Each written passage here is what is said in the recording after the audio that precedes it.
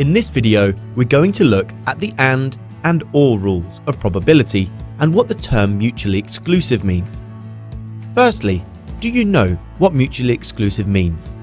We use this term when we talk about two or more events or outcomes which cannot both occur at the same time.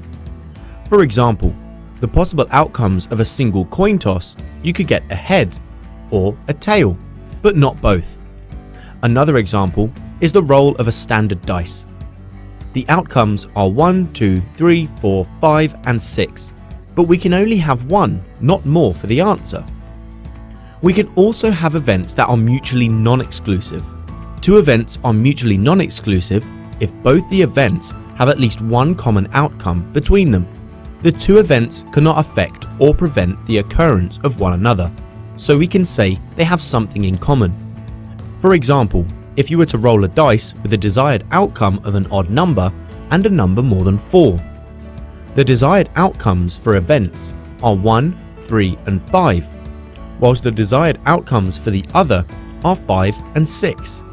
Because the outcome 5 is available for both, these events are called compatible and are mutually non-exclusive. Whether the events in a situation are exclusive or non-exclusive can affect the application of the further rules of probability. Let's look at these rules now. Firstly, the AND rule. The AND rule of probability is applied when we want to find the probability of two or more events happening. For example, the probability of rolling a 5 on a dice and flipping a coin and getting heads.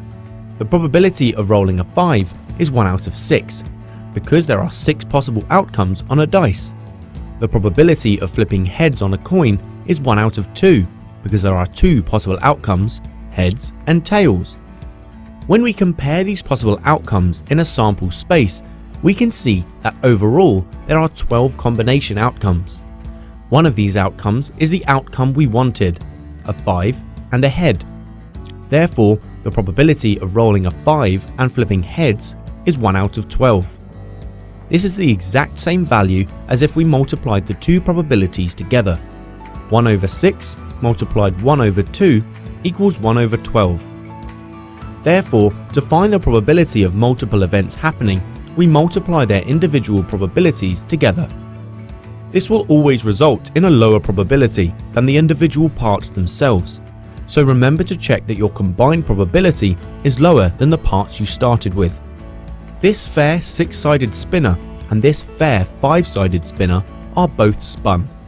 What's the probability of both spinners landing in an orange section? Pause and have a go.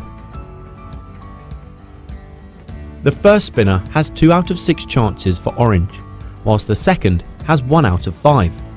Multiplying these two probabilities gives an answer of 2 over 30, which simplifies to 1 over 15.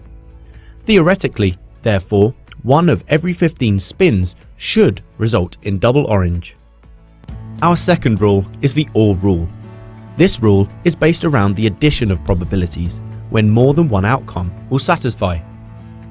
This rule does not require multiple events to be occurring, as is impacted on by the exclusivity of the events. For mutually exclusive events, the probability that the first event or the second event will occur is the sum of the probability of each event. For example, if you roll a dice, what's the probability of rolling a 1 or a 6? Pause now if you want to have a go. The probability of a 1 is 1 over 6, and the probability of a 6 is also 1 over 6. There are therefore 2 out of 6 outcomes that are what we want, so the probability of a 1 or a 6 is 2 over 6. This can be simplified to 1 over 3 and is the same as the sum of the individual probabilities. There is a slight adjustment to the OR rule when dealing with mutually non-exclusive events, such as the following question. If you would like to have a go, pause now and try it. What's the probability of getting a club or a jack from a shuffled pack of 52 cards? We can identify the number of both clubs and jacks in a pack fairly simply. There are 13 clubs, so this probability is 13 over 52. The number of jacks in a pack is 4, so this probability is 4 over 52.